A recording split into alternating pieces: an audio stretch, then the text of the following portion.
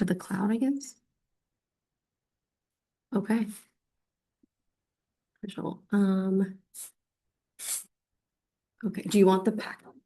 What? The Oh, I'm so sorry. Okay, Now. okay. Thank you. All right. So, first I want to talk a little about just about like elected student leadership in general, since all of you are in elected student leader positions.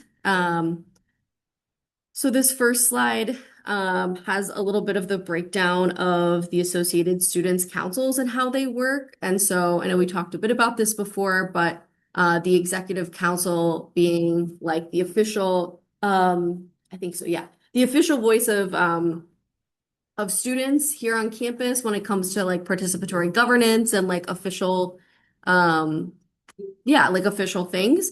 And then each of the councils at all of the centers are um, kind of come out of that. And so each council has those representatives that go to executive council um, that, yeah, allow you all to make decisions in like a more efficient and effective way at like the higher level, but also be able to really do things that are of service at your particular centers as well, depending on like what your position is.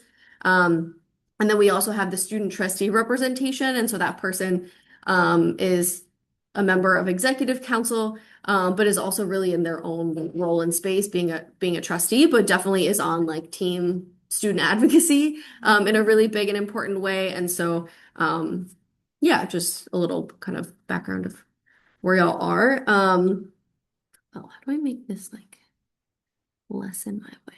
Let's see. Okay. Um, a little bit about being an elected student leader. There's a lot of like responsibility and like power that comes along with that, and like privilege. Basically, you all have power from the people that voted for you. So the student said, "We want you to be in these roles." And so they've entrusted you to make decisions on their behalf. And so part of your role is talking to them, finding out, from different groups and students, like what they're thinking about. But yeah, part of the role being making decisions on the behalf of students, managing student funds in a responsible way, making opportunities to help support student life on campus and help students have good experiences here. And you're shaping the experience for students that are here now, but also for future students, because some of the things you do are gonna like leave that legacy for years to come. And then you have constituents. So, like our other elected officials, your constituents are the students. And so, yeah, I think maybe some folks familiar or not familiar, but those are the people that a leader is elected or appointed to represent. And let's see. Yeah. And so some of the students like, right, just like, a senator or something, some people might not have voted, but you still represent them. Some people might not be engaged in the process, but so we want to be thinking about like every student that's on campus and like how we can get them, bring them in to want to be a part of that. And even if they don't, like how can we still consider what might be best for them? Um, so students at your own center, students with different experiences, identities, backgrounds. And so all the like decisions and votes that you're making is with that in mind, versus like, oh, this is what I think is best, but like, oh, here's what I'm voting for on behalf of all students. And then a few things around just like leadership and trying to have impact. So representing the community. And so kind of talked about that a little bit already. Um, yeah, taking the time to just like listen to folks, gather perspective. So I think a lot of students do that in different ways. I know many of you are already involved in lots of different groups on campus.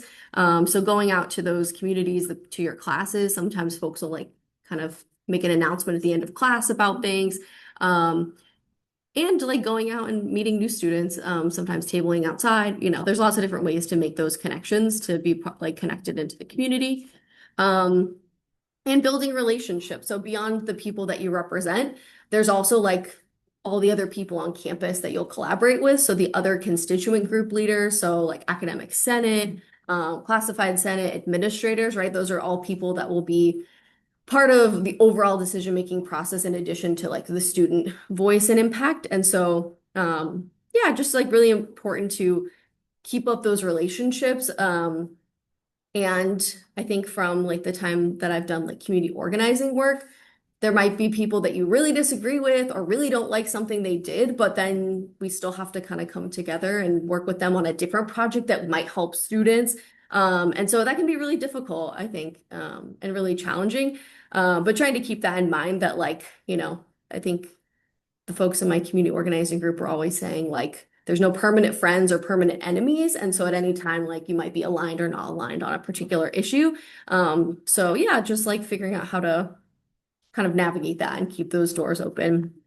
Um, and yeah, and then I think it can be really challenging. There's so many issues that we care about, but trying to identify like what are some focus areas and being able to help y'all build some momentum and like get more students involved if there's like a big issue that y'all care about that you want to move forward, whether it's at like the college level or bringing things to the SSCCC.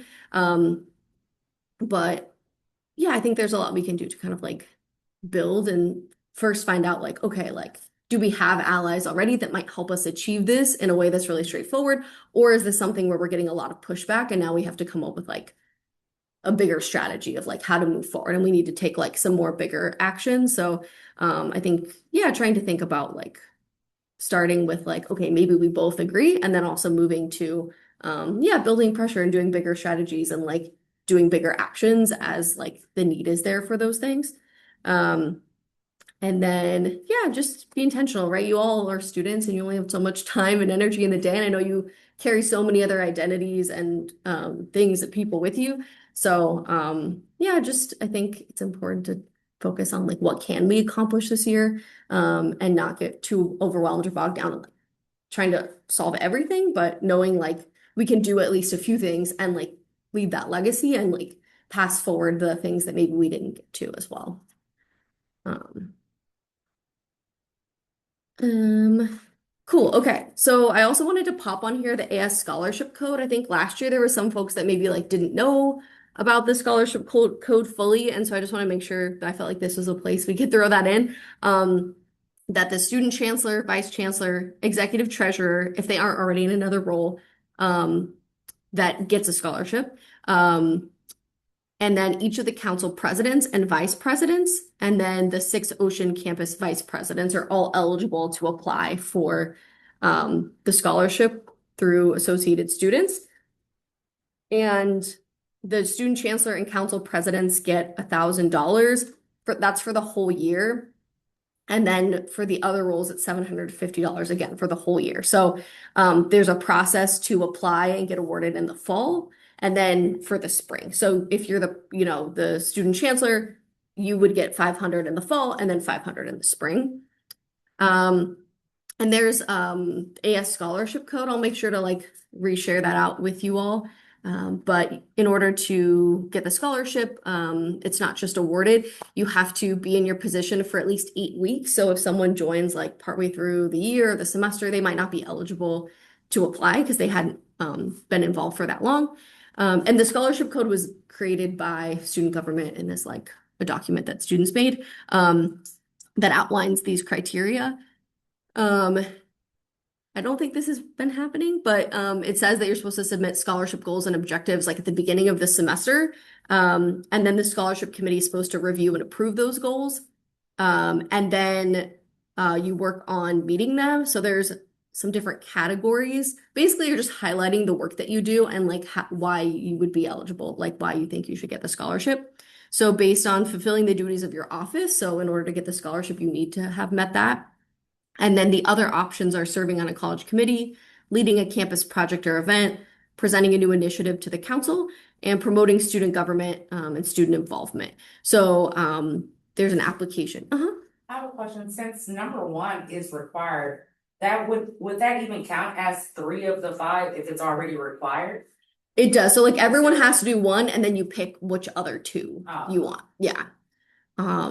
Yeah, so you apply in Scholarship Universe, and the student trustee, because they get paid as a board member, they aren't eligible for a scholarship. And so they are the ones that are entrusted with leading the scholarship process each year. And so that person this year, Ian, will be reaching out to y'all about the scholarship process, reminding you about like the deadlines, and then convening the group that will make decisions about scholarships.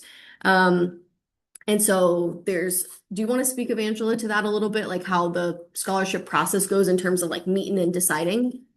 Sure. It's like the last few weeks of the semester. Mhm. Um, Preferably right before finals, so, the scholarship committee convenes. They figure out, whoever is on the committee will have, already been in touch with the trustee about, their time frame, what they can do, what they can't do time-wise. And you convene, it usually takes, like a whole 3, 4 hours. And you're going through it thoroughly. So, the 3 goals that need to be met, we're talking about those goals. We go through all 5. And then on top of that, you have to have evidence, which is basically pictures, or if you, I don't know, I'm gonna just come off the cuff with this one. If at the end of any event, you decided to do a, suggestion box or a, survey, you can, present that as evidence as well. Okay. And then we go forth about if it's completed, who receives it, who doesn't. And if you do the work, you'll be good. Because that's really what it's about. It's about, checks and balances when it comes to the students. And as you are a student leader, we understand it's a lot going on, but you gotta be serious about doing the work. Right. And that's really what, the scholarship committee is about, making sure that the work has been done. Also, if you're supposed to be at a certain meeting, whether it's exec or here for Ocean, make sure you're there, because that also accounts for it. And then if there is events that you're saying you're going to, besides the ones you throw, like make sure you're there. It's about being present as well. Those are my things. Thank you. Awesome. Thank you. Yeah, and if you are someone that's not eligible for a scholarship, you could join the scholarship committee. So that's something to think about, and that gets appointed at the executive council. And I think it's also helpful to like have a Google Doc as you go through the year, and just as you do things, write it down, and that way you aren't like figuring out, trying to pull stuff at the end of the semester, but you can kind of like keep things as you go. Just a suggestion. Okay. I Another, heard yeah, one go question. ahead. I heard 3 to 4 hours. Was that what you said? Was that the what you expect people, how long it's going to take to do the application? No, so I think what Evangela was referring to is like the group that meets to review all the applications tends to take like 3 or 4 hours one time at the end of the semester. Yeah. No, the application is, I think, fairly straightforward. It asks you to put in the information and the attachments of like proof for each of the 3 areas. I haven't filled it out myself, so I can't speak to exactly how long it takes, but I would say, I don't know, like 30 minutes or less, depending on how much you want to do. Yes, that's that. Yes, I think so. Yes. Heather, do you want to? Oh, sorry. Yeah, I had my hand up, but you had a different slide Sorry. up. You could go back. No, it's okay. I know you're screen sharing and sometimes it can be hard to see. Yeah. I would say the process takes much longer than 30 minutes, to be honest. That's what I've heard. Issues. Yeah. There's a lot of issues with the system. So I think we're working to address those. And hopefully that's part of what can get tackled this year. But in addition to what's outlined in scholarship code, I agree with you, Sabrina. It should say this one plus 2 of the following. If one of them is already a requirement and mandatory, it's not really an option. There's kind of a lot of ambiguity in scholarship code, and so there are a lot of issues that come up with people, not knowing whether what they're doing really constitutes as a particular area or not, having met that goal. So I think it would be better, or it would be good to further develop scholarship code to provide more examples or some clarity about what is meant by some of these things, because over the years I've seen completely different understandings, particularly since there's some language about being an ambassador, and just different things that are confusing and inconsistent. But for the part that says fulfill the duties of your elected office required, I feel like it should also state where you should look for those, because people don't know what document to go to reference to ensure that they're actually meeting all of the roles and responsibilities, which is in your individual governing documents. But I just wanted to state that in case anybody runs into this issue where they think they're doing everything they should, but then find out later potentially that they're not. Okay, thank you. I appreciate that. Yeah, I know something that's kind of gotten brought up. I know there's a lot of things we want to update this year, but I know scholarship codes is one of them that maybe AS Exec Council wants to look at reviewing and making some edits to. And I think, yeah, taking down some of those notes of people's experiences to make it more streamlined, feel, yeah, like less burdensome or things like that would be really great. So yeah, thank you for sharing that. Awesome. So I know there's like kind of a lot of random topics, but I didn't know where else to put them all. But so I'm just trying to give some like general context background. But for folks that aren't aware of or haven't like maybe participated in a conference with them before, I wanted to talk a bit about the Student Senate for California Community Colleges. So I'll share a little bit, and then I don't know, maybe Sabrina, if you want to share since you're on council this year, like a little bit about your perspective too.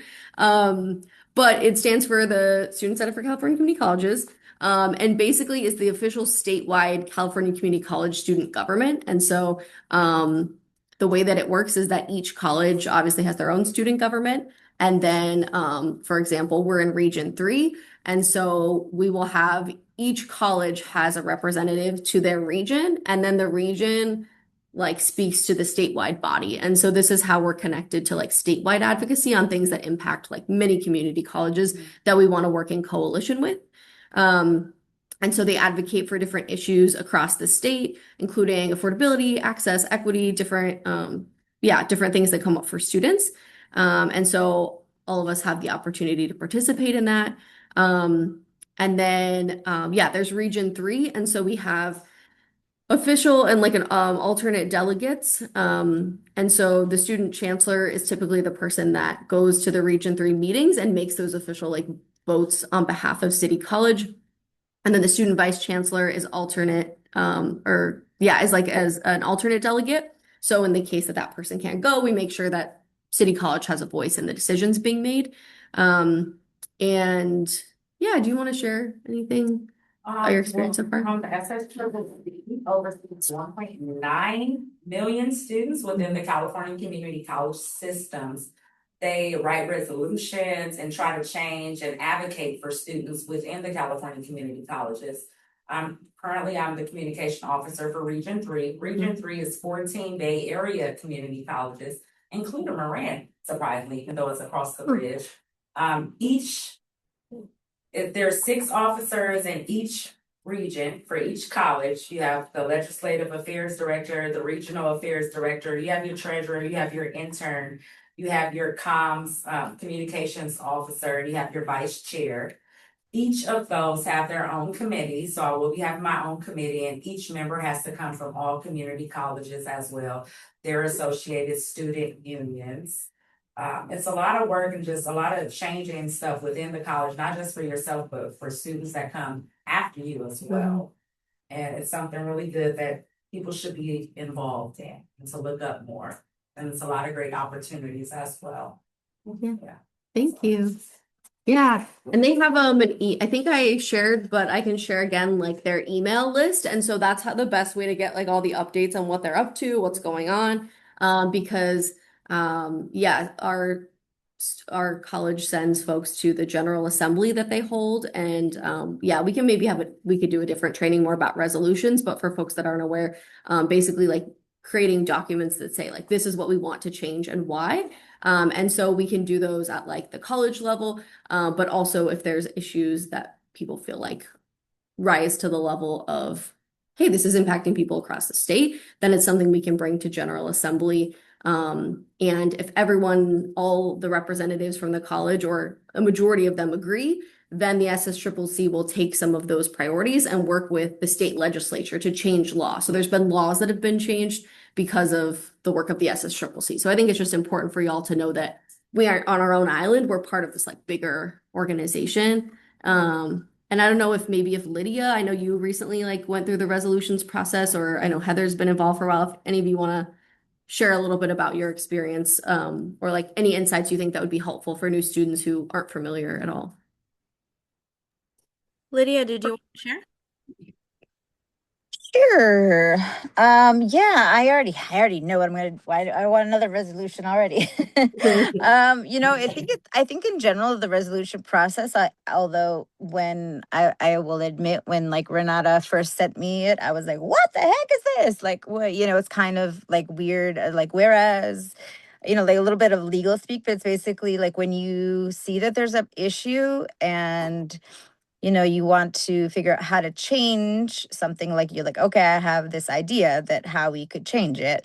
So basically, like, kind of write it up and give a bunch of facts about the issue first, and kind of like, do a lot of research, and then kind of like, then, um, then, coalesce it, kind of get it all, like, all, so you can really present like a concise, it's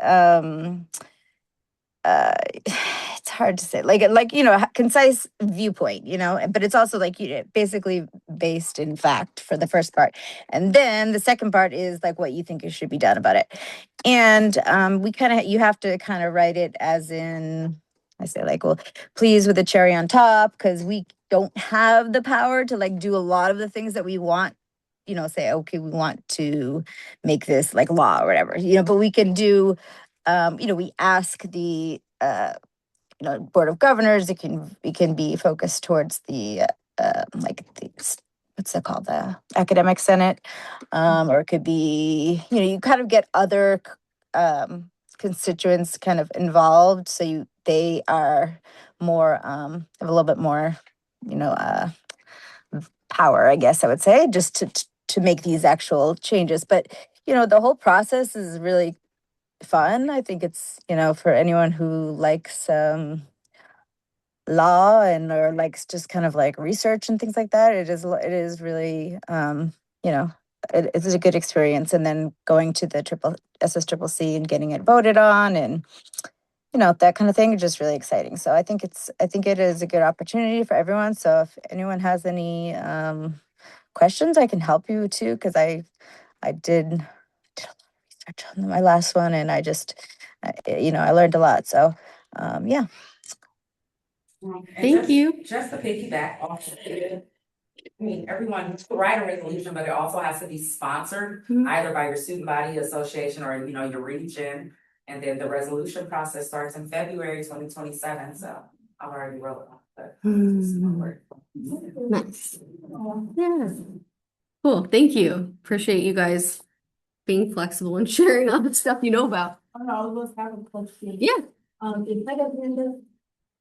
Not currently. Okay, so, I'm just about to not blast her, Uh-huh. but blast her. Heather, can you speak to the, resolution that you helped create? That is being rolled out right now? So, To the senators, and they signed it, thank you. um, so there's a few different resolutions I've drafted over the years that have gone on to become California law, one of them being AB 2881, which gives priority registration to student parents and pushes for the collection of data to better support pregnant and parenting students in higher education. But I think the one Evangela is referencing is about medicated abortion, which is currently accessible to CSU and UC students, but not to California Community College students. So there is an active piece of legislation. It's Assembly Bill 2540, and if passed, would give California Community College students equal access to that of CSU and UC students through their health centers. But yeah, essentially, as was stated previously, when you draft a resolution, and if it passes, it goes on to become a priority of the SSCCC, and then they look for individuals who can either author or co-sponsor pieces of legislation so that they can effectuate systemic change across the state within the California Community College system.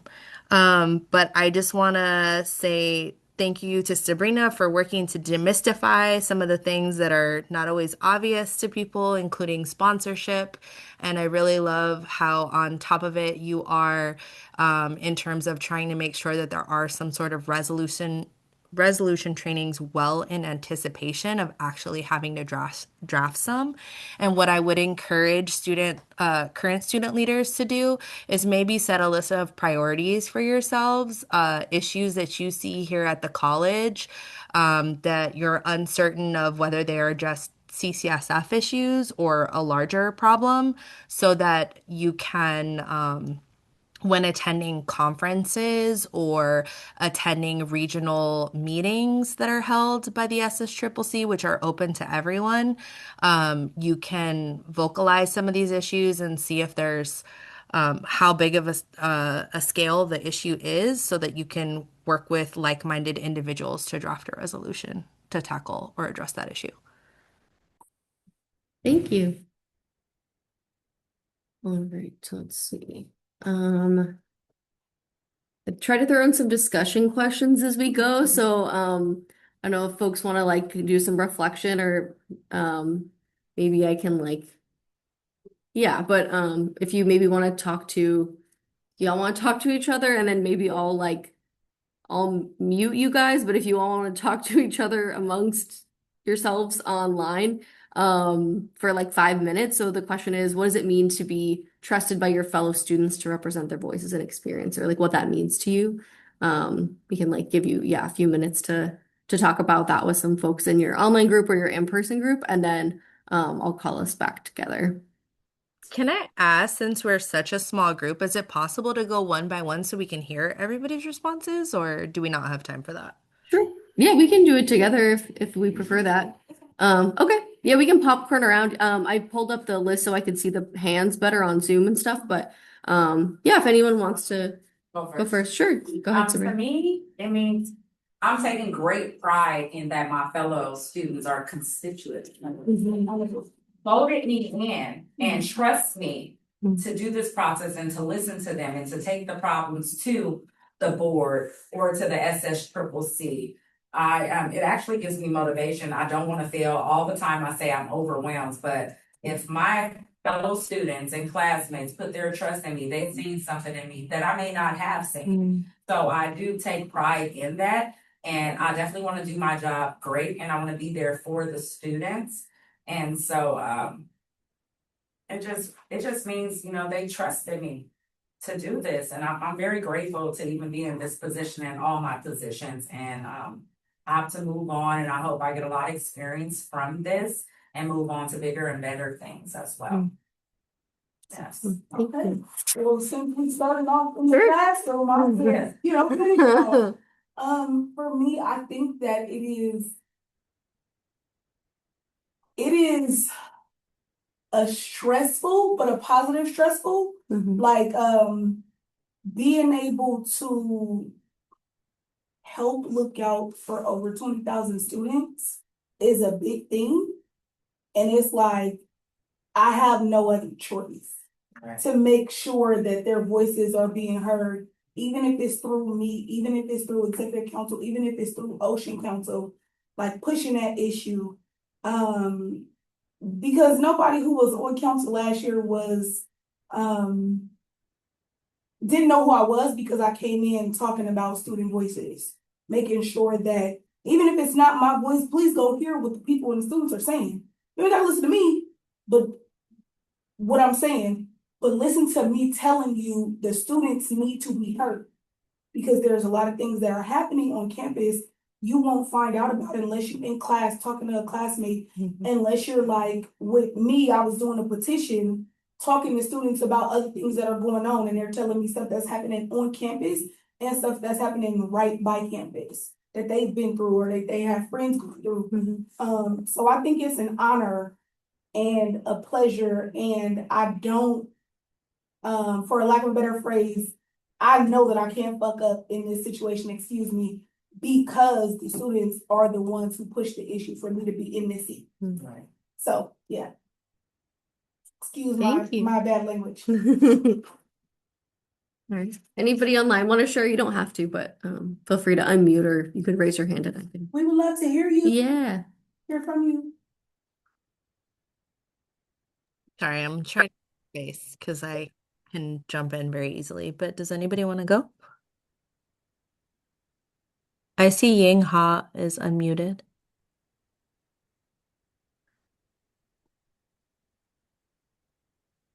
Okay, if not, then I will share. To me, being trusted by fellow students to represent their voices and experiences is an honor and definitely a responsibility.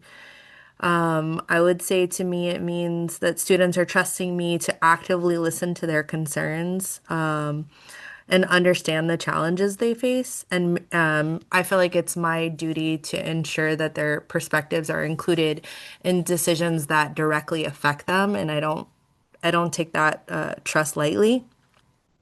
I also think that student representation is about more than speaking on behalf of others. It requires us to create opportunities for students to be able to speak for themselves, especially those whose voices are often overlooked or left out of the decision-making process.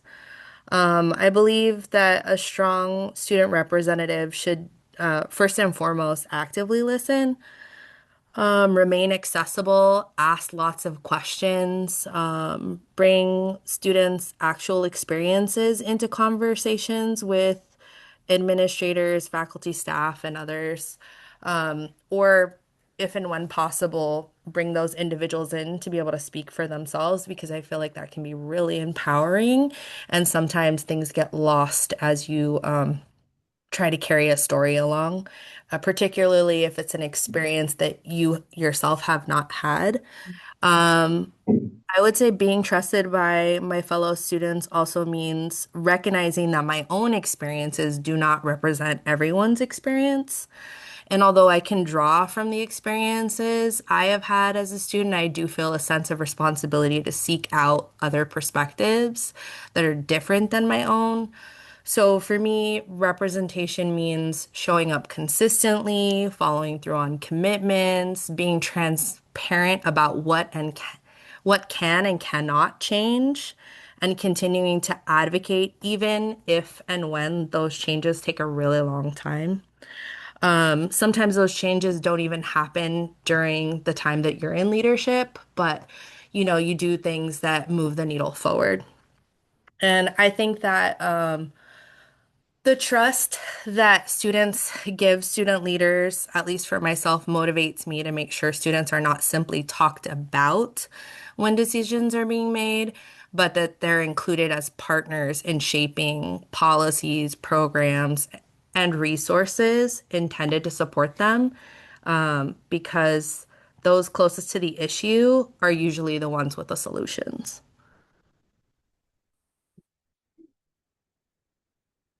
Thank you guys for sharing.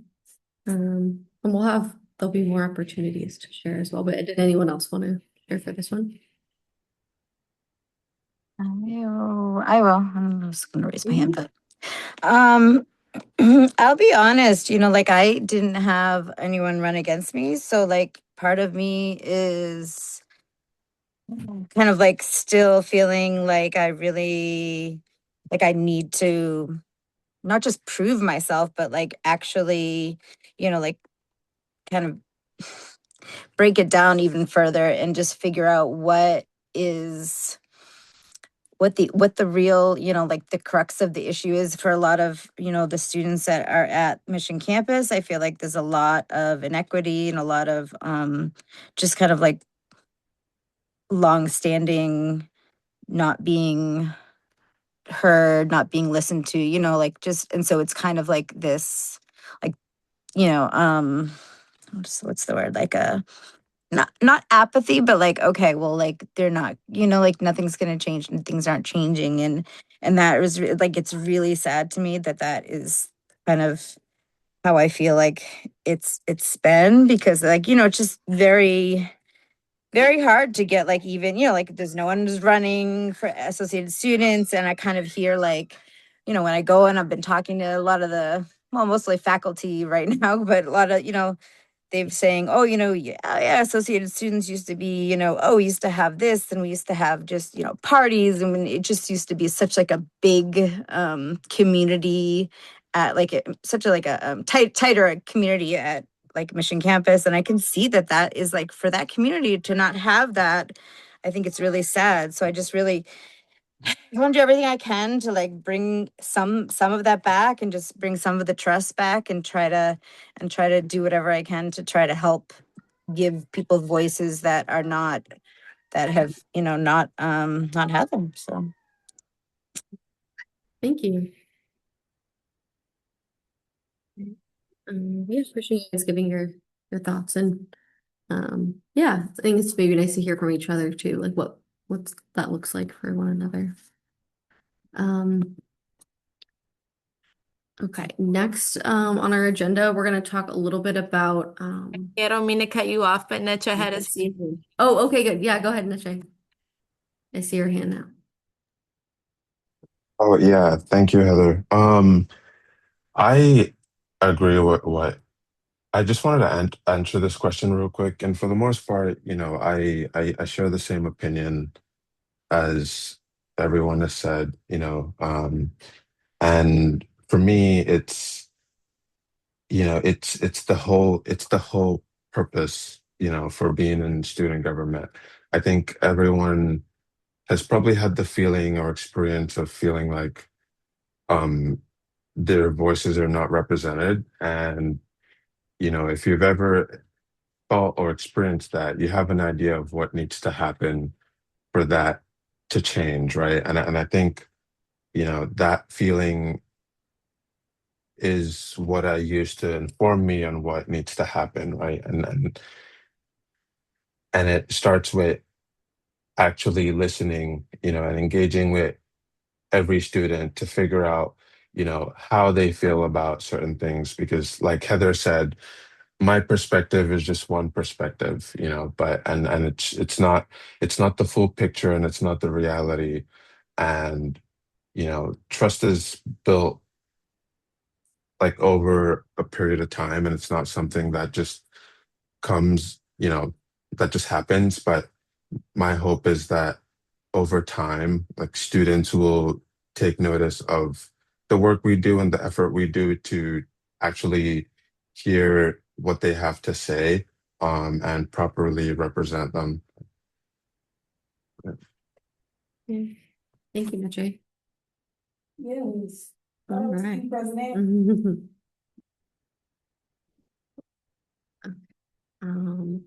So next we're going to talk a little bit about governing documents.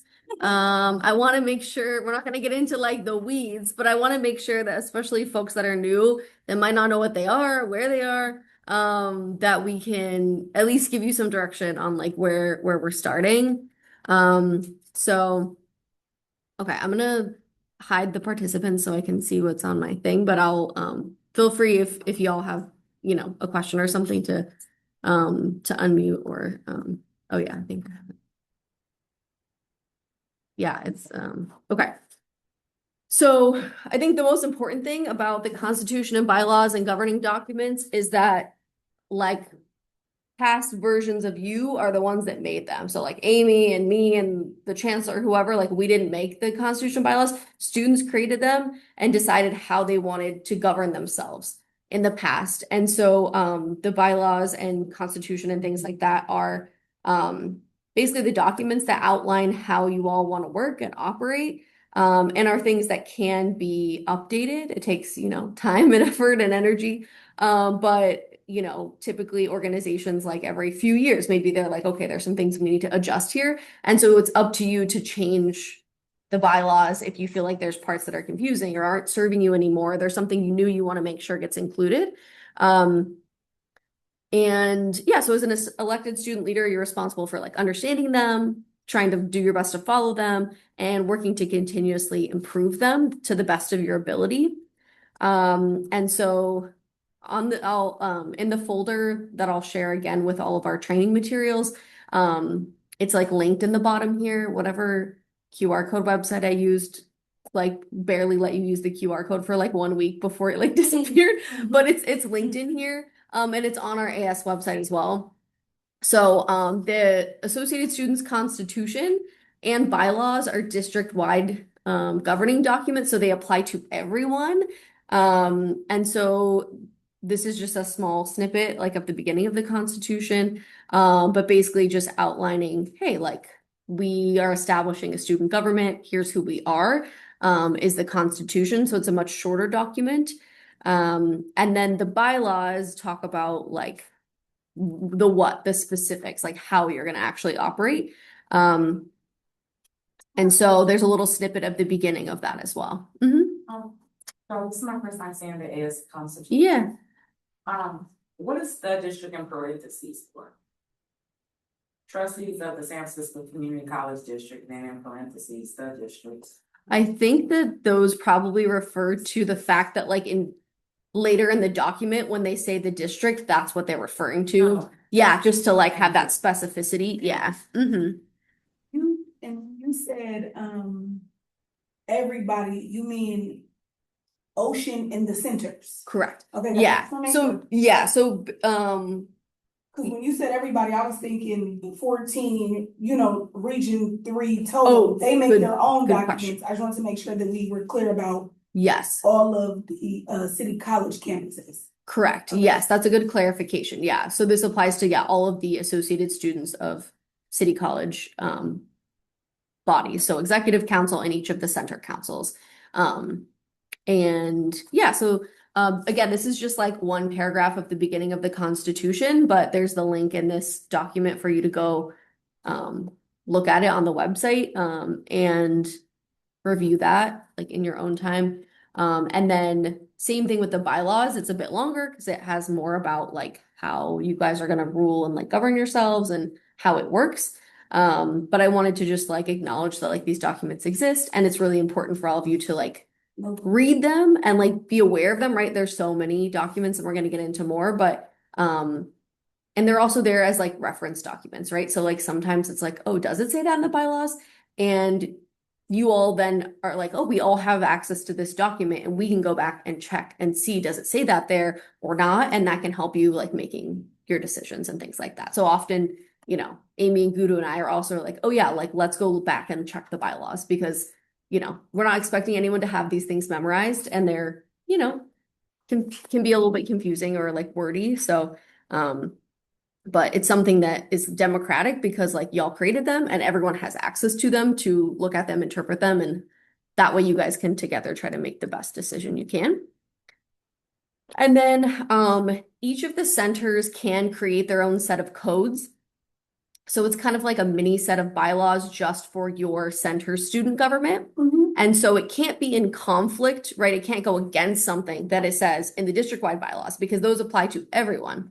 But these allow you to set some additional things that add to the needs of your specific center or council. So Ocean has a pretty lengthy set of codes because they have a lot of different vice presidents and like subcommittees and things like that that are outlined in their center codes. So depending which council you're on, if you're on Ocean, you want to read and look at and be familiar with and reference the Ocean codes. And then Chinatown North Beach also has a set of codes that they've created and adopted. And then Mission and John Adams haven't created them. It's not something you have to do. You have the bylaws, but if there's things you do want to create that are really specific to Mission, like specifically outlining, certain roles and duties of positions or how you want to start a new subcommittee that's standing or something like that. That's something we can support y'all in doing. I think probably Chinatown or Downtown were one of the more recent ones that created them. So we might also have some students that are around or might be willing to come back and help support that process too. And we're willing to support that if that's something folks are interested in, but it's not like necessary to have center codes. Mission has codes. I don't know what, yeah. That's what I was gonna make a statement on that. Uh-huh. I think that all campuses have codes. They just probably haven't been brought up to date in the last few years. Oh, That's what I'm thinking. Because I don't know about last year if they like presented codes Okay. and that's what you're going off of. Is that what are you going off of? I'm going off of like on our website, all of the like official most approved current governing documents. I didn't see one in there for mission. So it's like something that y'all create and vote on. And I'm not 100% sure. Maybe we can ask Amy, but I think those might be, I don't know if it gets voted on at that level and then just gets brought to us, or if it needs to kind of go through exec council or something like that. So, but if there is a set of them, we can definitely talk about that. Those are just not, I just wasn't aware. Yeah, of those. and that's not on you. I think that even when we find out, we gotta get with the advisors too. Yeah. For the campuses to make Yeah. sure like, yeah. Yes, and I think that's something we're going to try to do in general more this year. Like we're going to have a new 1840. Guru's going to be focusing on better supporting the center councils, and so that way we can have more communication because we want to make sure that like our website is updated and like what y'all are doing at your centers is like accurately reflected and we know about it and it's connected back to like student life and leadership. So I think we'll hopefully have better systems for doing that, but I'm happy to chat offline more about like mission and if there is a set and like we have minutes where they've approved that, then we can make sure we get those on the website and have them accessible for everyone to view in the same way that the other sets of codes are. Do you know if Heather hand is up before That is a good question. Let me You guys are just yes. anticipating my hands. That's hilarious. Go for it, Heather. Sorry, I just want to help demystify some of what is getting said now. So Mission technically has something that they drafted, but after drafting something, everybody on the council has to vote for it, and after that, it needs to be put on a ballot and left up to the vote of the students. And that piece did not happen, which is why I think they don't exist on the website in the same way that the other ones do, because technically they did not go through the entirety of the process that they should have for approval. I will say that for students, what is often confusing, because our students sometimes have classes at multiple locations and try to understand our governing documents, and in one place it's this way, in another place it's that way. There needs to be some alignment and consistency across codes, I would say, at least for the more general aspects, and then for the specifics, obviously, that are pertinent to particular locations and not others. I understand the differences there.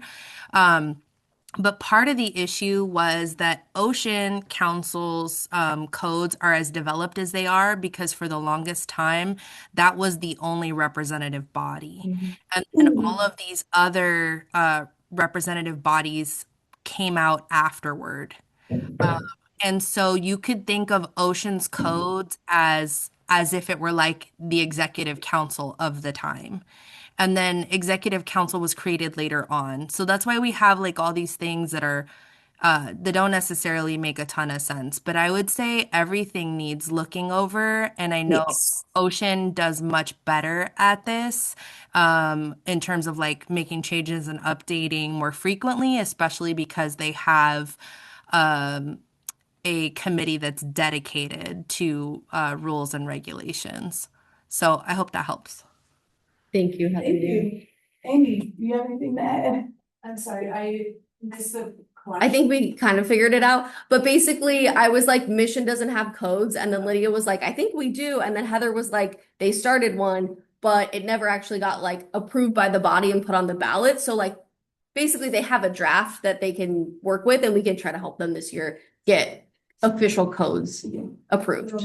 I think we figured it out. I want to tell you guys, just, I found a constitution, the original constitution from Associated Students from 1993, I believe. Hey. Yeah. Who It did was that? a lot different. Yeah, So I was like, it's wow, what is changed. this? So look through your cabinets, people. You might have some jewels in there. We have published on our website all of the governing documents from before the new district-wide constitution for like historical context. I can't hear. Is it just me? Let me move. We'll move closer. Sorry. Okay. Just Doing such a chaotic recording. Sorry, no, what I was gonna say is we have published on the website all of the historical codes or bylaws from each center, because I think that context is important, so people can kind of see. where, like, what the needs of the community were. And to me, what this gets down to, I kind of think of it as like the federal government, which is exec council versus the states' rights. Like, you know, each state like is a little bit, each center is a little bit different. There's a different culture, different programs, different needs. Yeah. And then there's a lot of things that overlap too about like district-wide things like grading policies and, you know, like the students 9+1 affect everybody, but then like the events that people do are gonna reflect the students at that center and their priorities. So, yeah, we, for historical context, have the codes from the old councils published, but when the new constitution was voted on, the idea was that it would be for the whole district. And so I hope like a goal this year would be for Mission. I would love to get a council at Evans. It would be amazing to get Evans up and running and have them do a set of codes. But then I think executive council needs to kind of figure out like what are gonna be universal. Because I was thinking about it even when we were talking about scholarship code, right? You're like, what are the requirements of my job? And like, if you put in, you know, the requirements of your job at Ocean are like 8 office hours a week, you have all these events and weekly meetings and committees. And then at a different center, they put in, my responsibility is like, have a meeting every 3 months, which they could do, right? Like there's nothing overarching, that it might be good to develop some consistency, because you know, then you're talking about like, well, I'm getting $1,000 for doing 20 hours a week, and you're getting $1,000 for doing 20 hours a year.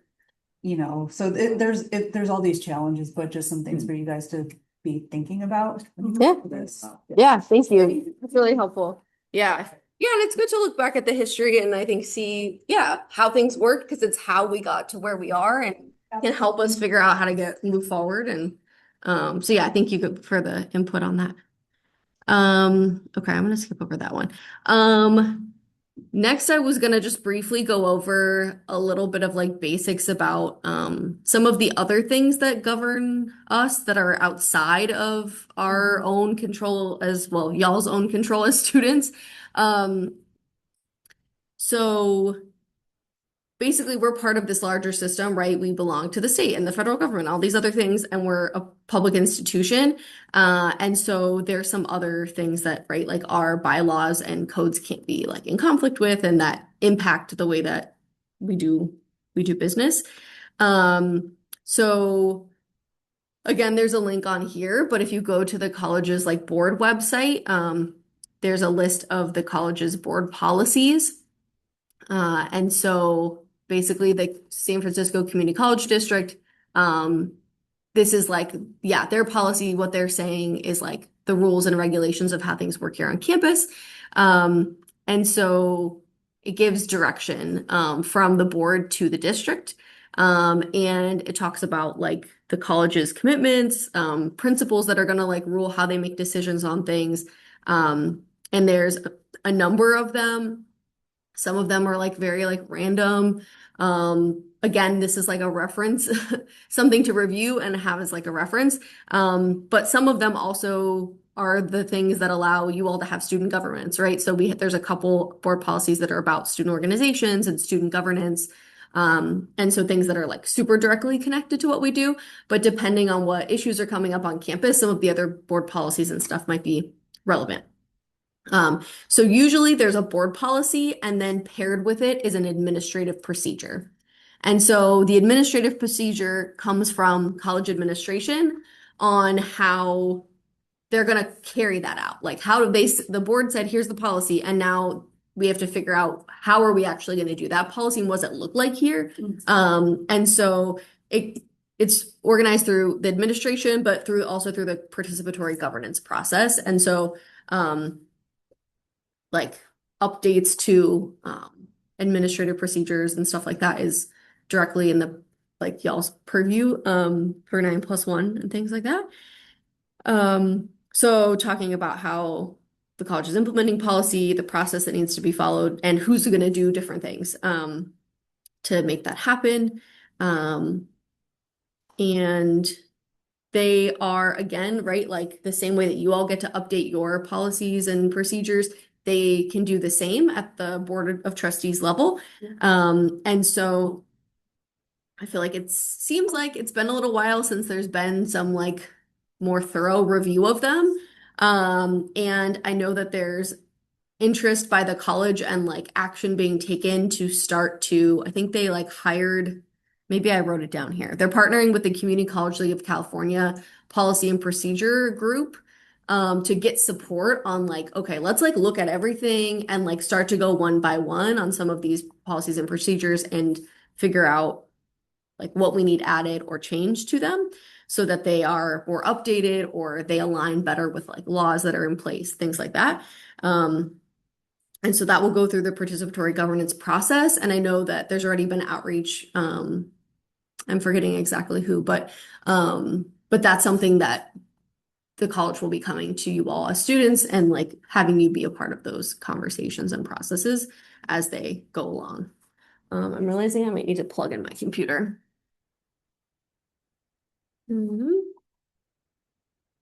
Yeah, so again, super high level brief overview, but there's things at the board level that will, yeah, just good for you to know and have awareness of and might impact things. So while you're doing that, I have a Yeah. question for you. Sure. You know, in one of the previous trainings, I wanna say it was Heather who brought it up, and then other students chimed in about it. Students 9+1 rights, I think this might have been for Noah's training. When we're talking about board policy, is it possible to go to the board and ask them to make sure that it's in the documents? Because I know you're talking about somebody that's bringing it in. And they're looking at everything, or should we figure out which document is supposed to go on and deal with those people specifically? And this is an advisor question, so like, to make sure that our 9+1 rights are on documents with the school. Because realizing that it's not, and one of the things that was stated, is that even faculty and administration's 10+1 rights are sometimes violated through whatever, but they're on documents. So, you know, if somebody calls that out, people can get in trouble for it. Whereas our stuff is not on a document per se, like they talk about them loosely, like, oh yeah, you know, you have 9+1 rights. How do we get them on a document so it's clear cut about, hey, listen, if we're feeling like this is being violated, what are you gonna do to fix this, you know? Yeah, I kind of know what you're referring to about like having it like further on a specific document, but they're enshrined in education code. And so that's education code's the law. So like we do have a receipt to be like, you have to do this. Got it. And I think Heather was talking about maybe like, yeah, adding some additional, like it's written somewhere in one of the board policies more specifically, but I think, yeah, I kind of remember we were talking about with like Noah, where it's like, okay, that, you know, people could break the law, like, right, like that happens. And so I think there's never a way where we can like guarantee that that's not going to happen, but I think there's a lot we can do, obviously by having you all be involved in the participatory governance committee. That's where a lot of that's going to start and come through, and then they're going to create the plan of like, okay, we're going to go to, they're going to reach out to y'all too to be like, we're going to come to your meeting this day, we're going to go to your whatever. And so they'll have their pathway of all the different constituency groups they're going to visit and talk to. So I'm hoping that we'll get, since it's like a bigger project, it's not just like one, but they're going to try to do many, that we can maybe have someone come in. And also something you can check in with for exec council leadership team, like that's something we can put on the docket for y'all to talk to the chancellor about if you want to be like, hey, how's that going to work? What does it look like? Like, how can we make sure that our voices are included and stuff like that? So I think there's like the processes are, you know, kind of mostly there, but but you definitely have like the receipt of like, this is the law, the 9+1 rights. So And I think Amy was itching to say something. Well, it was. Well, I have a lot of thoughts, but yeah, I think that like in terms of the documentation of the 9+1. They gotta hear you. Oh, I'm sorry. Yeah.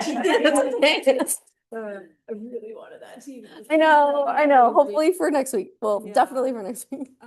So it, in terms of the 9+1, yeah, having it like in Title V, I think is more important in terms of, I think that there's a lot of board policies that need to be updated that have places, it's like, it's not even just the ones about student leadership or student government, but Mhm, places where mhm. students are included or not included. Yeah. And things that are happening that I think need to be refreshed. So I think that's what I was gonna say. I think it's a good thing to put Yeah. on your agenda in meeting with the chancellor Mhm. is like, what is the students' involvement gonna be? Because I'm like, I'm trying to imagine, like, are they just gonna be taking like 10 board policies a month through governance? And like, does that Yeah. really give you an opportunity to like meaningfully participate? Or are they gonna do like workshops where everybody's invited to come and there's representation there? I just don't know what it's gonna look like. It Yeah. seems like a huge undertaking, and I don't want stuff to just get shoved through, because I think there's a number of different places where students need to be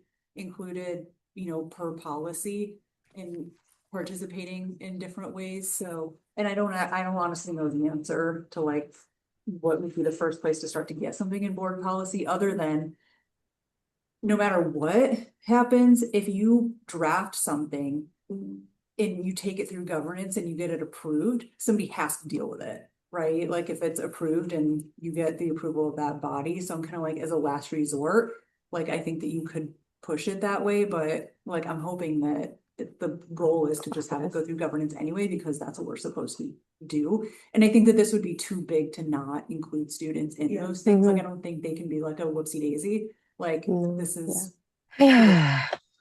so Mhm. that's, but I'll let, if I hear anything, I'll let you all know. Thank you. Yes.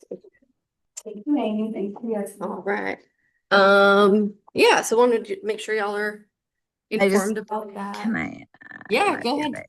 Okay. Mhm. Oh, so like I kind of remember I had brought this up the end of the last semester, that a lot of the committees have already started to very actively change their committee I guess I don't know what even committee names, but like committee, what they do, and yes, all of these the BPs and things like that that they work through. And what has been happening, so first of all, it's very important that we are continuing to go to our meetings, because that's where they're happening. So like in every committee, that they start first, like the budget committee, right, is going over their kind of like the board policies that are related to the budget. And so they kind of like start that process. So we really need to be like at those meetings so that we can hear what's going on, not just like not have it come like we've at the end of the cycle, because once it's kind of like gone through a lot of the process, they're less likely to be kind of like willing to change things. And I will say that in my perspective, what I've seen a lot is there's kind of been there's this ad hoc committee that's from the chancellor's office, and they are giving like insights, I guess, whatever, what things should be changed. And one things that they've been doing is really focusing the kind of like the wording a little bit more on financial stability and fiscal responsibility, and less like we need to do this because it's for equity and for the student benefit. And so like the focus has changed dramatically in my point of view. So I just again, we really need to like stay on top of all our meetings and right from the beginning, because a lot of these changes have already started. Like they might not have gone like all the way through the process, but they're in the committees already to making their things, and that's kind of like where it needs to happen. So. Sorry. Thank you, Lydia. If I can, And also I can't really hear the people that are there. I'm sorry. If everyone can speak up when they're. Okay, yeah, we can try to pass the computer around more. Sorry about that. I know we're having technical difficulties today. I Go was ahead. Did you? Mhm. sorry, I was just gonna say that I think we're talking about a lot of things at the same time, and it can get confusing really quickly. So I know a lot of what committees did this last year, at least for the standing committees under Participatory Governance Council, and I think this was what Lydia was talking about, was update their committee descriptions and purpose, which is different than the board policies and the administrative procedures. And it's the board that has the ad hoc committee that focuses on their their own board policies. So if the change that we're trying to ask for involves changing board policy, the board dictates what goes into their policies, so they would need to be on board with whatever changes we're trying to ask for. If it's an administrative procedure that needs to incorporate something, then it's not necessarily the board, even though it goes to the board eventually. But yeah, I just think there's a lot of things happening simultaneously, and it can get confusing really quickly about what's happening where and what it has to do with. When I was on the board, we had this ad hoc committee as well. So I'm surprised that we're going back over policies that we already went over and changing them yet again. But one thing we haven't done is just check in with the CCLC to see if they have any guidance or recommendation around the inclusion of student 9+1 rights within policy, like for the sake of enforcement. Like, I don't even know if that's criteria that they have. I'm not able to see their templates or suggestions. I don't think those are open to the public. I know, like, through Kristen Charles or ABC Charles, I could ask her and she would look something up. But now we don't have her and we'll have somebody else, and I'm not sure who that is just yet. But yeah, but that might be a route too, because I'm curious if the reason why we include faculty 10+1 and not student 9+1, aside from the rely primarily piece for them, which is different for us, is if it's because it's already outlined within like the CCLC recommendations. Yeah, that's possible. But yeah, I just want to make sure you guys generally had a sense of like this is going to be coming up and coming down the pike, and so that way you can have a little bit of like preparation, thinking about that. Yeah, thank you guys for your input. What else? We also have California Education Code. So this is state law that establishes basically like, yeah, the requirements for community colleges. Again, this is like a giant amount of laws that you can access on the website. I believe I probably linked it in the PowerPoint slides. And I just put a few examples here of ones that are like directly connected to like student government. But there's again, right, like depending on what's going on, it's just important to know that like education code is like the law that tells community colleges how they work. And then Title V is like how that goes into implementation, like how do colleges live that out. And so those are things you can also like access and view on the website as well, or like on, the state law website. There's like a couple of them, but yes, I'm not an expert in either of these things, but it's definitely being at a community college, like so much happens through laws and legislation. And so it's important to at least be like familiar with, again, where to like find that or where to look something up if you have questions about it. Okay. So we had another discussion question, if anyone wants to share how you feel like having knowledge of those things or having like access to reference those the education code, board policy, administrative procedures might support you and your student leadership and representation. Yes. For me, this weekend, I would say that learning this information is going to help because in all of the things that you're doing, you have to be able to reference the knowledge that you have. So being able to say, oh, education code XYZ, this is why what you're doing is wrong, or this is why we're not following a certain procedure or process is good to know, because it's going to help you kind of have those boundaries of what can be done, also what needs to be changed. As we were talking about earlier, as far as the centers not having documents that are well known or not on our website yet, those things need to be fixed. And just being able to be a helping hand or part of the process is going to be like one of the things that I want to do. Like I don't know everything. I might not know everything. I don't know everything at all. Let me be clear about that.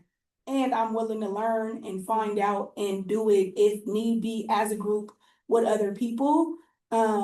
because this is important, and if certain stuff hasn't been touched in years, like, we have to fix that.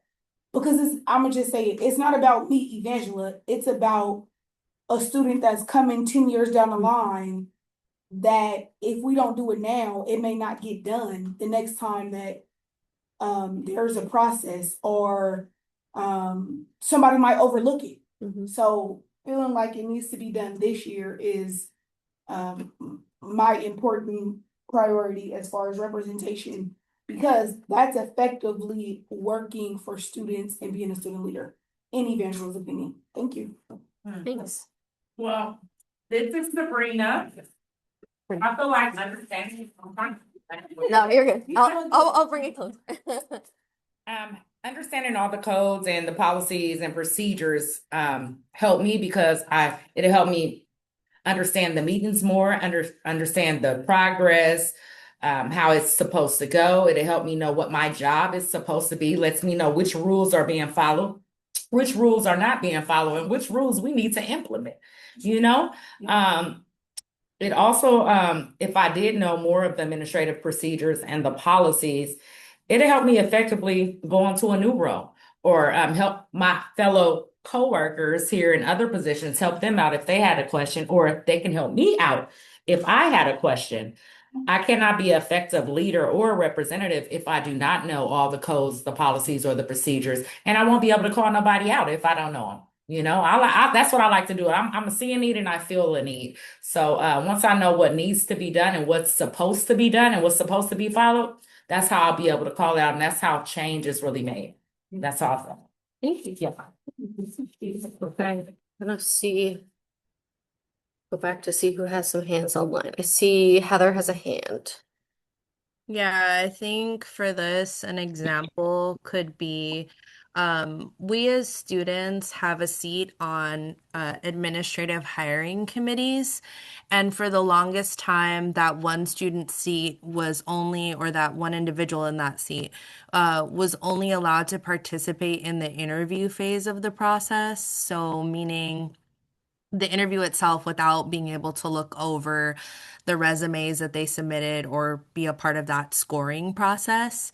And we identified an administrative procedure that had language that did not provide us equal access to other committee members. And we spoke to the at the time chancellor, and he worked to change this administrative procedure to give the students serving on that committee equal access and representation to that of all other committee members.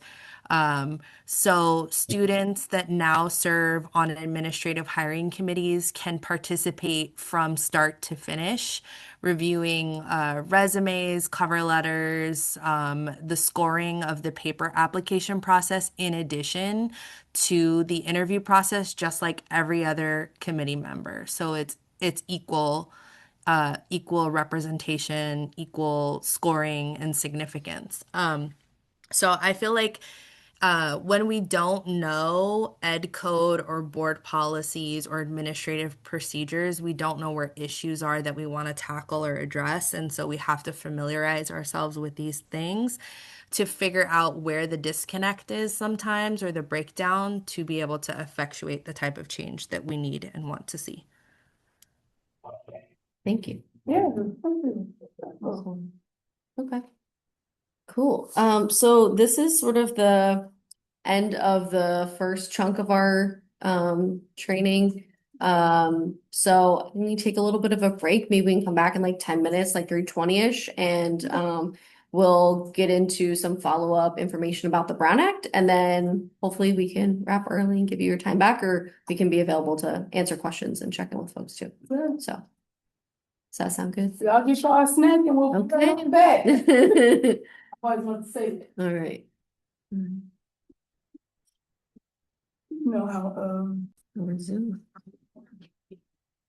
Okay. Okay. Cool. Yes. No, but I did share in the chat. I think. thank you. Thanks for it. Oh, I see her now. Okay. All right. Well, welcome back, everyone. Um, we are going to do some additional like short conversation about the Brown Act. I know we already did a training with Amy McClellan, our legal counsel, around the Brown Act. But I wanted to highlight a few things and maybe add some stuff we didn't get into. With the caveat that I'm not a lawyer, I'm not Amy McClelland. So this is just like best practices, my interpretation of the Brown Act. But again, the Brown Act is California law and is something that we all have access to view like equally online and kind of hold each other accountable to. But I want to make sure you guys have at least some general information and understanding as you start the year, because all of your council bodies are Brown Act bodies. Okay,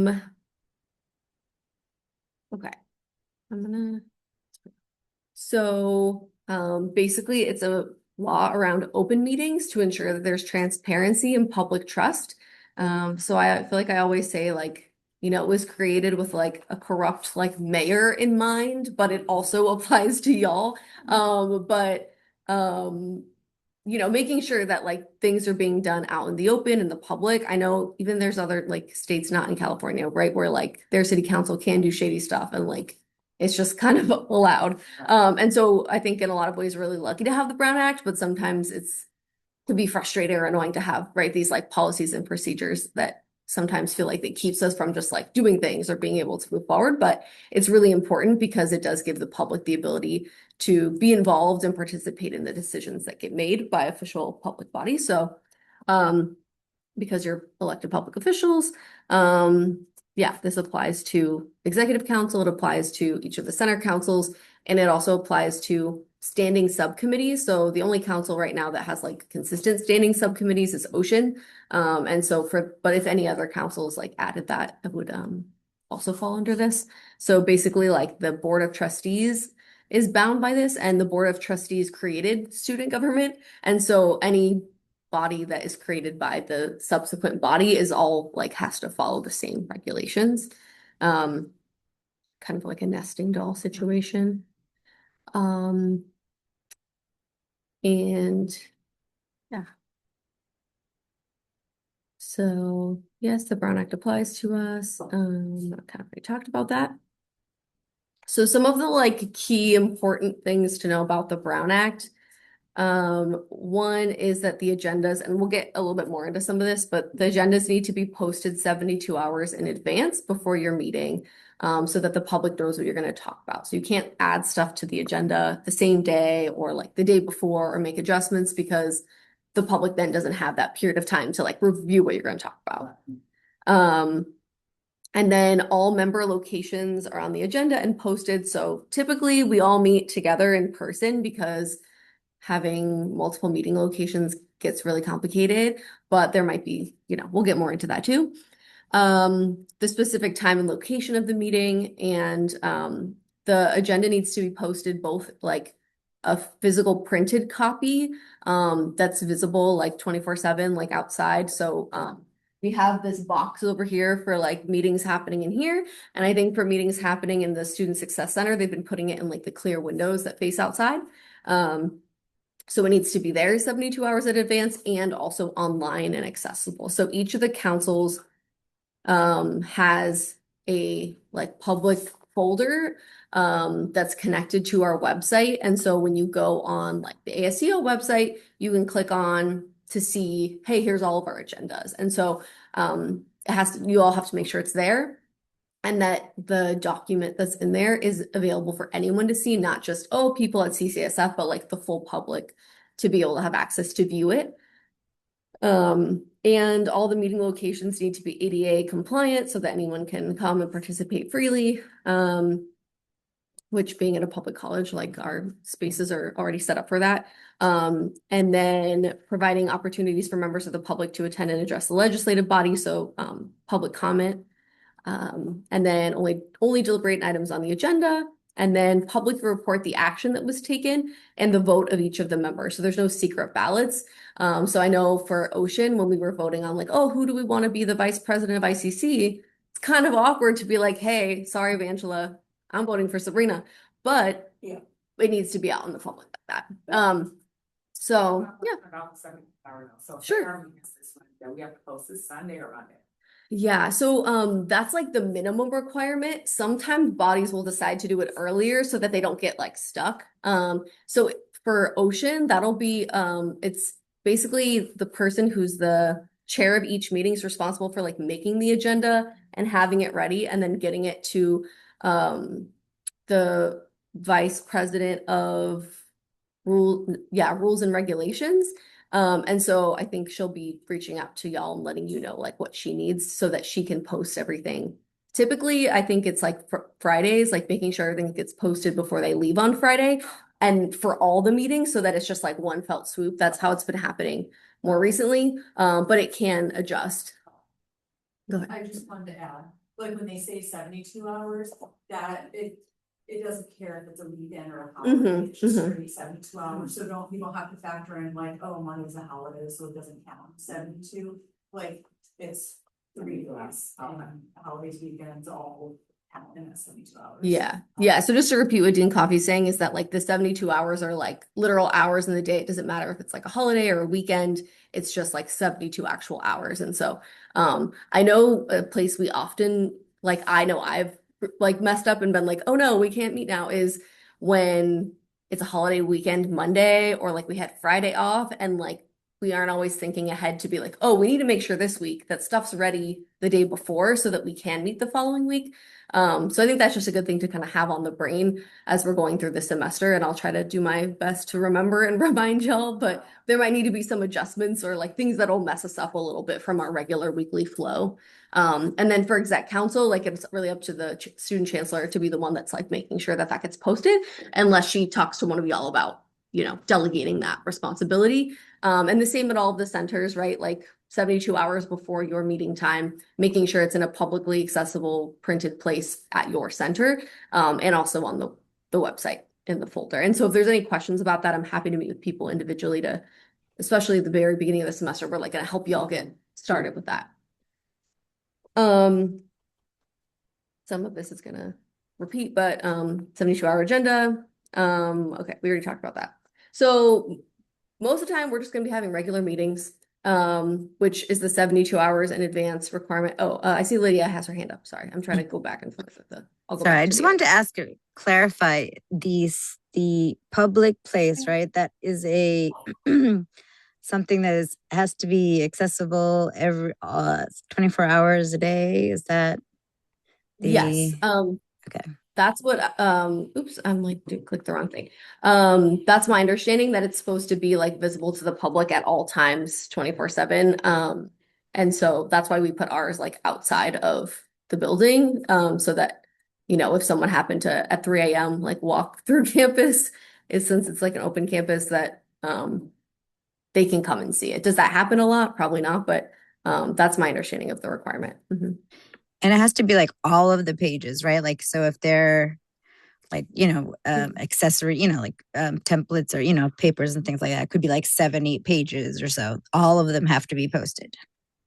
Yeah, I would say it doesn't have to, my understanding is it doesn't have to be the attachments. So like if it has like a website that's linking to the budget, as long as like the website's there and someone could type that in, they have access to that information. So you don't have to print out like everything that's on like a website or like an additional page, but the full text of the agenda should be up. And I think some places they'll put it like every single page spaced out to be looked at once. I know at my old college, I would like pin it on the top, all of it together, so people could like leaf through and like look at each page themselves. But yeah, it should be the full agenda that's posted, correct? And Yeah, we have to include a QR code. People like to scan the. You don't have to, but it's not like required by the Brown Act, but there's a lot of stuff you could do that might be helpful, like popping that on the top so that people can like look at it and then bring it with them. So you can definitely do, add other things you think might help make it functional, more accessible. And that's why Jackie said that it's also online, like it's accessible online. Yeah, so with the QR. With the QR code, Links that's in there. there too, for sure. Yeah. Mhm. But they can find it, like, if they come to ASEO or executive council and see it there Yeah. as well. Mhm. So you were at the Brown Act 72 regular meeting. on Yes. about the 24th. Yes, so typically we're just gonna have regular meetings at our regular time. We'll tell the public about the business y'all are gonna do. There might be some occasion for like a special meeting. So this is for something that's like really urgent or time sensitive. Can be done like in 24 hours. There's some additional regulations to that. And so if that was gonna come up, it's something that we should all look at and review to make sure that the reason we're doing it is like justified. But oops, I didn't put my agenda up in the 72 hours is not a reason to have a special meeting. We don't want to be like skirting the rules. And then for emergency meetings, it says 1 hour, but really it's like kind of because you need an hour to like gather people. But that's for like a real emergency, like if there's an earthquake, there's something big and actually significance happening, like a true emergency. And so those are almost never gonna come up for us as student government. And if it did, we'll talk about it. So by and large, you just want to be like rolling with the regular meetings, so that people know what to expect and it's consistent and regular and, yeah, they know where to show up and talk to you. And then during the meeting, you want to follow the agenda. So I know there's like the approval of the agenda item. And so for that, because you can't really add items, it is an opportunity if you want to like move stuff around, maybe like if you want to do it in a different order, depending what's going on. But there's not really, other than that, a lot you can do to change it. If you're like, oh, maybe you're not going to talk about something you already noticed, but things like that, and then have it be an open discussion and allow for public comment. And so that can look different ways for different groups. Typically it's at the beginning of the meeting and there's like a timed amount of time that people can have to share their comments. It's really up to the discretion of the body and the group, how long that time is, like how you want to manage that. But I really suggest having like a timer like on the screen or like put it on your phone, something where there's like audibly, visibly, oh, okay, my time's up. Some groups might not get a lot of public comment all the time. Some of them might get it more often.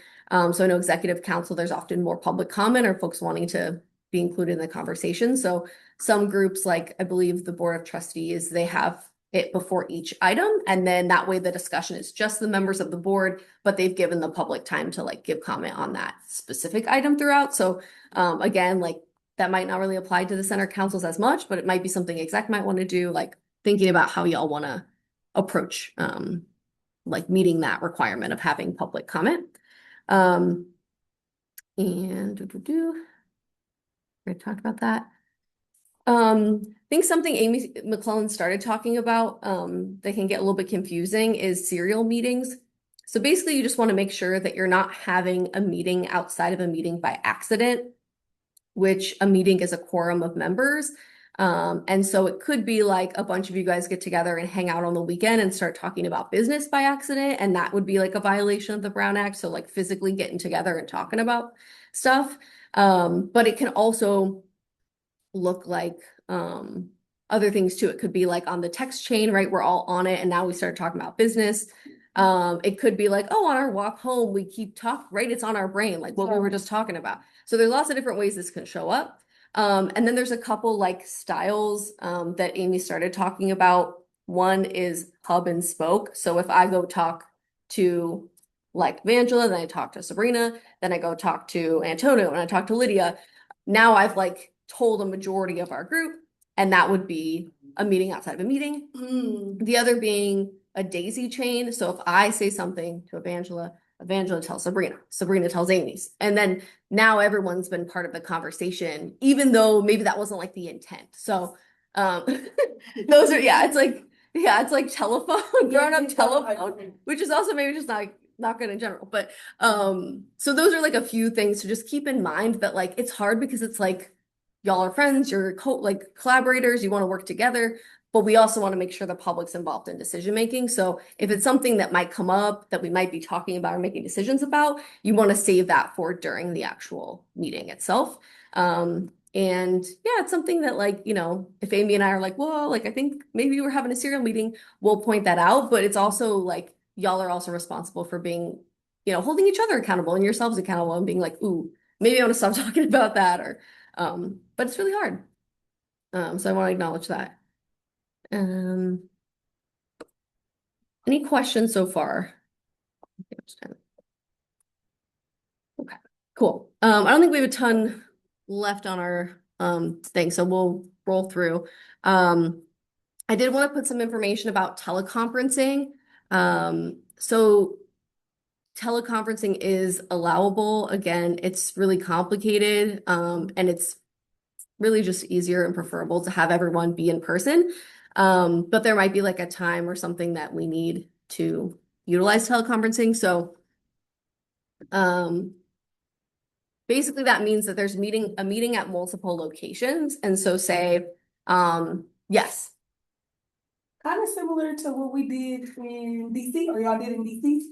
Kind of. Well, that one was like kind of a regular meeting because we were all in one place together, but it got real funky. Well, because there was a few people back in the Bay that had Oh. I think Michigan. Oh yes, you're right. You're right. Yeah. So it was kind of like that. Yes. Mhm. But That's what he said. mostly everybody was there in DC. Yeah. Which I thought was I forgot about that. cool. Yeah, it was kind of cool. The SSCCC uses teleconferencing. Yes. Mhm. Yeah, because y'all are always at different places and stuff. So, I would say the best way maybe for us to do it, if, you know, say it happened, Yeah. it came up for exec, is that each of like the campuses be a meeting location and then people come to the campus. If you're trying to do teleconferencing from your house, you got to let strangers in your house use your computer. It gets really funky, and I don't want to put you all in that kind of position. And if we are going to do teleconferencing, when we notice the meeting 72 hours in advance, we need to tell them it's going to be at Mission and it's going to be at Ocean in this Mission room and this Ocean room. Mhm. And then someone needs to be there to have the meeting, right? You can't be like, oh, actually, I'm not going to go to Mission anymore. Like now we need to have a meeting at Mission too, because people are going to expect to be able to go there in person. And so the agenda needs to be posted in both places, list all the meeting locations, and all of them need to be open, accessible to the public. And then the public needs to be able to participate similarly and be able to like do public comment in person to the people who are at the other locations. And a quorum of the legislative body must participate from locations within the jurisdiction. So y'all's jurisdiction is San Francisco because we're City College of San Francisco. And so yeah, we could have a meeting where we all meet at our own campuses, but are connected online through teleconferencing. And all the votes are roll call votes during that, because otherwise it's hard to tell if people are like, you know, voting A or nay or what's going on because we're in different places. So, good to know and have as an option if we need it. And if we go that route, we can get more into the weeds and like talk about what it looks like. The other thing that's important to know is there's also just cause remote participation. So Senate Bill 707 was like an update to the Brown Act that started recently, and it allows legislative body members to participate remotely for just cause for certain reasons, including childcare, caregiving, contagious illness, physical or mental disability, travel while on official business, or a need related to physical or family medical emergency. So it's not just for like whatever, it's for like some very specific reasons. And you need to like notify the chair and the board that that's what you're doing. Like, hi, I'm using SB 707, like, and so letting everyone, like letting especially the chair know in advance, and then provide, you don't need to say like, you know, I got COVID or whatever, but like, oh, I have a contagious illness or, you know, whatever. Like, you don't need to get into like your whole business, but just like, hey, like, here's my justification, or like which item I'm doing it under. And then, you have to participate through audio and video unless like there's some sort of like ability like that keeps you from being able to do that. That way it's as if you were there in person. Yeah. And so this allows you to, I'm pretty sure, count towards quorum and be able to vote. remotely. So it's as if you were there in person. But there is a limitation. Yeah, so the second slide. Yes, you can count towards quorum. And depending on how often your body meets, it tells you like how many meetings you can utilize that for. There's like a max amount. So if your group meets 3 or more times a month, which is most of ours, it said that you can use up to 7 meetings per calendar year, which I feel like when I was doing this, I was like, oh, I thought it was less. So really it's probably up to like the chair and the I don't know, other folks on the team to decide like, okay, like let's keep track to make sure that we're not like going over that amount. If it comes up, hopefully it won't come up a ton, but it's there in case people need it and something goes on. And then before any action's taken, the member needs to disclose whether, so like at the very beginning of the meeting, they need to disclose if anyone else over the age of 18 is in the room with them and the general nature of your relationship to them. So like, oh, like my son's there and he's 19. So that way they just know like who's in the room with you for transparency's sake. For us, we meet 3 times per month, right? Are they talking about us? Because we meet every week, sometimes 3. I would say like 4, yeah. So we can use, the only reason I'm saying, because you know, I'm going out of town next Mhm, month, the school. Yeah, that Yeah. would be a reason that you Oh. could use. Mhm. Okay, If you want to, like you're gonna be in another time zone. yeah. So Yeah. yeah, so you don't have to. Like you can also just be absent from a meeting and that's okay. Yeah.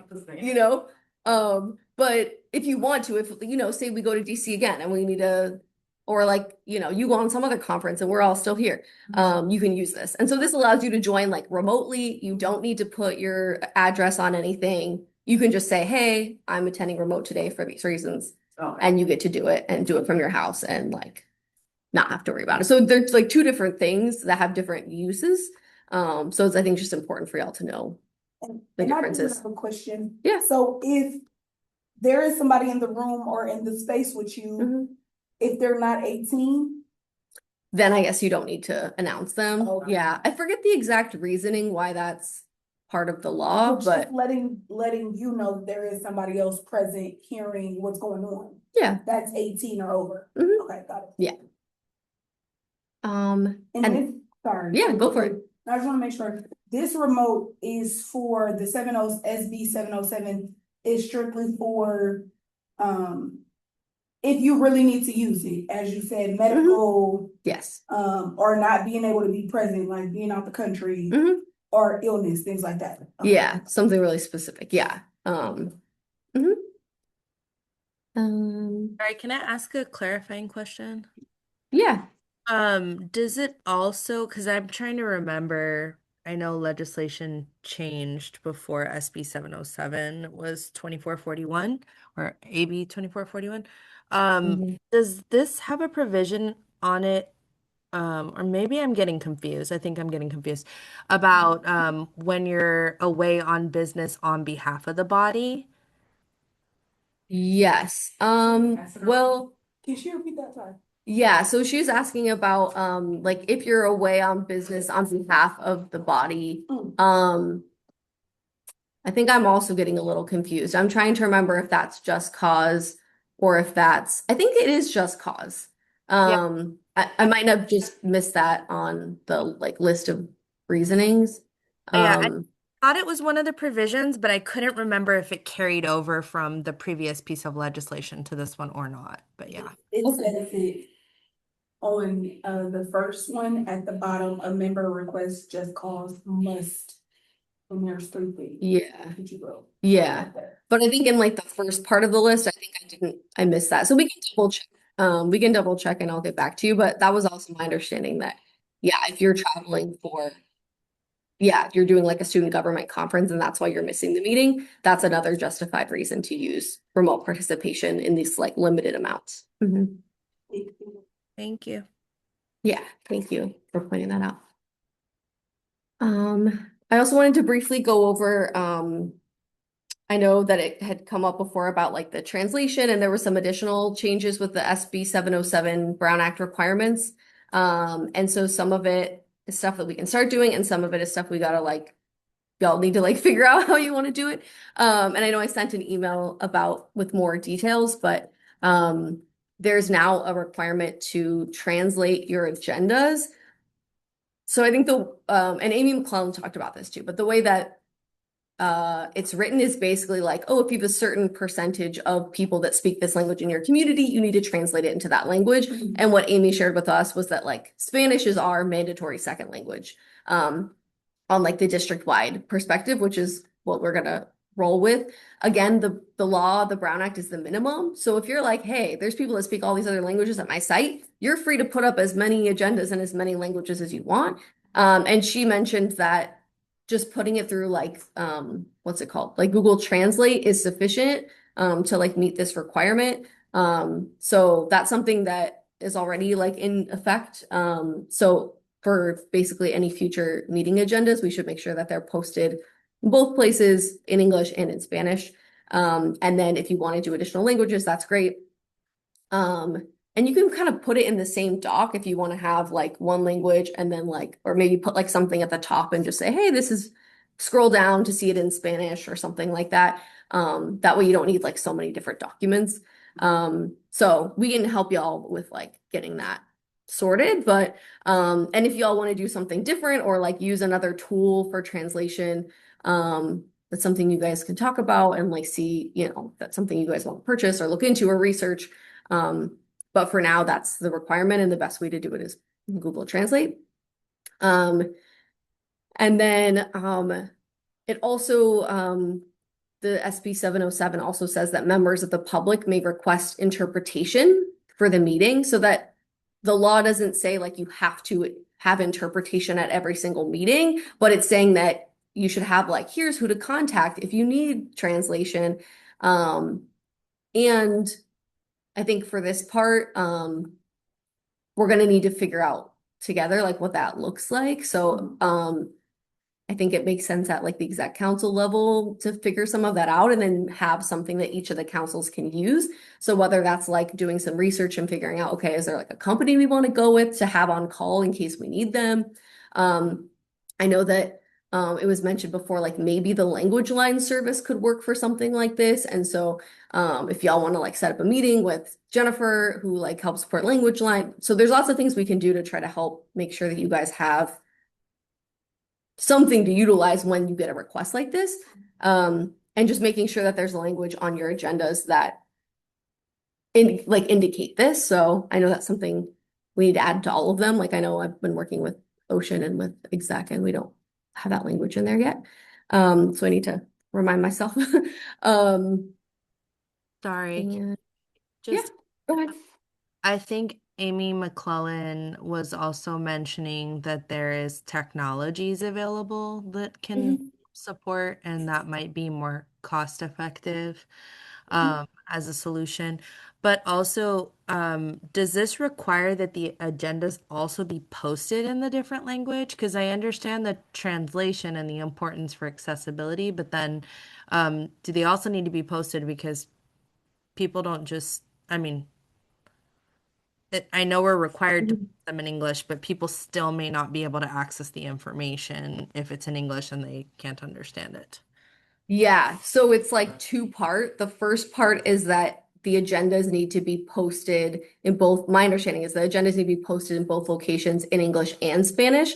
And then the second part is you write out somewhere on the agenda, hey, you can request meeting interpretation, and that person can say, hey, I only speak Spanish. I need to be able to participate fully in this meeting in Spanish.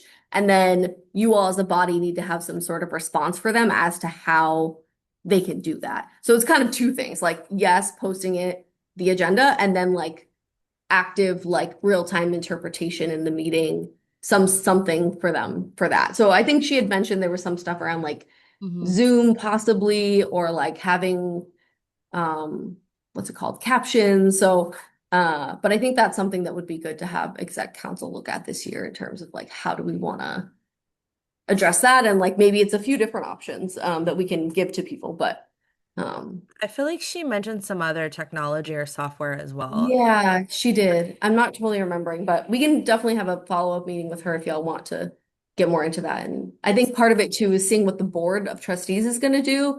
And maybe we can just do whatever they're doing, because I think they were still figuring it out the last that I heard. Well, that was a few weeks ago now, so I'm not sure. Maybe they'll be ready and rolling for this the meeting tonight. Unclear. We'll find out. On the slides, you mentioned Spanish specifically. Is that what it says, or is that what we determined based on the makeup of where we lived? Because I know there were like percentages of if so much of a percentage of your community is. Correct. Yeah, the language of the law is a certain percentage of your community. But then Amy McClellan said that like for the board of trustees, like for the district, that is Spanish. Like she did whatever, like looked at how many students and all of that. And so yeah, I think it makes sense for us to follow suit with that as like this the minimum required by the law that the board's doing that we're gonna do for student government meetings. And then we can always do more. Yeah, I just want to ask because I know each of our centers is so different than the other, and I'm worried about what this potentially means for certain locations that use other languages outside of English and Spanish. Yeah. Yeah, and y'all can have kind of have that conversation again. Like, there's nothing keeping you from doing more. So if you know we need to have Mandarin at Chinatown, you all can just do that now, even though it's not required by the law. And so maybe that's something, yeah, to like add into future like AS regulations to say, hey, we want to go above and beyond, and we want to make sure that there's always this language at this center, maybe like in that center's codes or something like that. But you can definitely just start doing that action now. Yeah. I have a question of if so I know I think Heather had answered this for me before, but I just don't really know why if we have to be there's the SF ordinance as well, the language access for basically the same. I mean, very similar, but I think that there's it actually it's a little bit more involved, but they actually does like specify down to the percentages of the populations. Is that just the city, like a city, or is it? I took this class from one of the writers of the ordinance, and I kind of remember that it was a lot more encompassing than just city boards, but I don't know. I'm not sure about that, but we can definitely look into it. Because yeah, it's weird. We're like part of city and county in some ways, but then like we're our own thing in other ways. So I'm not too sure. But yeah, we can definitely look into that. Because they had it like basically that you have to have it in whatever, they might change from year to year, but judging from the census, the percentages of different of the limited English speaking populations, but Chinese was definitely there for having. Yeah, and we can look at that too. Yeah, if you guys want to, you can always like look at kind of the makeup of each community and yeah, add those additional languages. This is not like a complete answer, but I asked AI and it says that it applies to the city and county departments, but not to CCSF. But again, that's the AI overview, and so I can't really speak to that. But we can definitely, that's like the initial thing that I found. But we can definitely look into that and like see, does it apply, does it not apply to us in this case? But again, we can always do more than is the minimum requirement. Right. And they that is like it's like that's best practice too. So yeah, exactly. Yeah.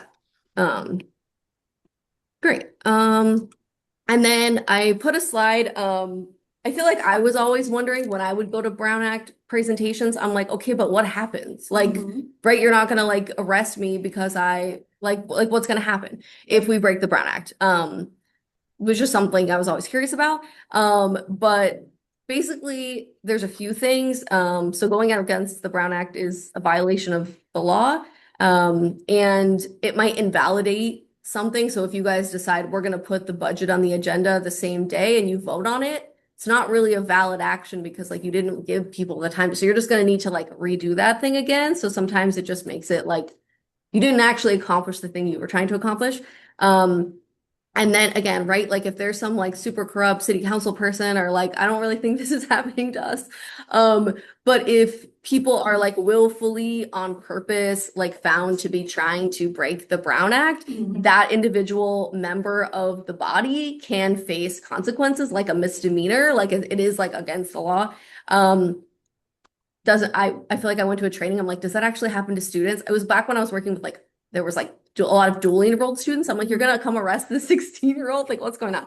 Anyways, I'm kind of getting on a tangent, but I was like, she was like, no, it like never actually has happened, at least in her experience, that particular lawyer. So I'm like, a lot of this is like worst case scenario, but I think it's just like helpful to have a sense of it. But in general, it's like you want there to be trust and you want to be transparent. Like you guys are saying, we want to go above and beyond the legal minimum of transparency so that we can build that community and trust with folks. So, and yeah, it just, you know, they can also, I don't think I put it in here specifically, but I think that you can also get sued like as a body if, you know, you're found to not be doing this, to be like, hey, that decision you made is invalid. And so like someone can come in and sue the body and then have to like find, oh, that decision wasn't valid and we need to do it again.